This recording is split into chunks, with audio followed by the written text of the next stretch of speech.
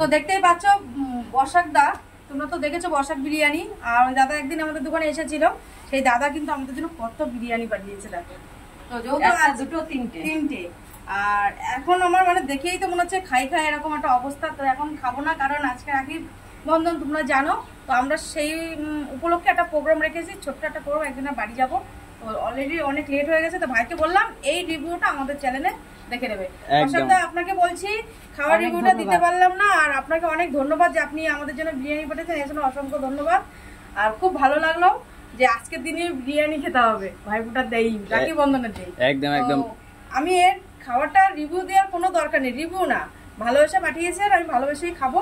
সে খারাপ হলো আমার কাছে ভালো, ভালো হলো আমি এই রাখিটা পাঠাচ্ছি।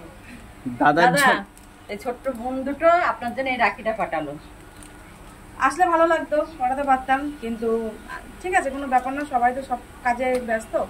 তা আমরা পরে এটাকে এসে খাবো, খুব যত্ন সহকারে খাবো, কারণ এখন খেলে মানে মন থেকে খেতে পারবো না, ছেড়িয়ে বেরিয়ে খেতে হবে, এরকম একটা ব্যাপার থাকবে। এটাকে আমরা এসে পরে খাবো, এখন রেখে যাই ধীরে সুস্থে। আমাদের চ্যানেলে আধা ঘন্টা টাইম আছে, আধা ঘন্টার মধ্যে ঘুরে আবার এসে আবার দোকান চালাতে হবে, কারণ বোঝো তো সবাই দোকান যারা করে তাদের একটা পিছনে মানে ঘুরতে যাবো যে দোকানটা তো ইয়ে হয়ে যাবে। আর আমরা সবাই যাচ্ছি, আমরা তিনটে ব্যক্তি চলে যাচ্ছি।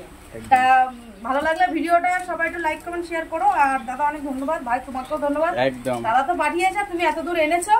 তা চল ভিডিওটা এখানেই শেষ করি, টাটা।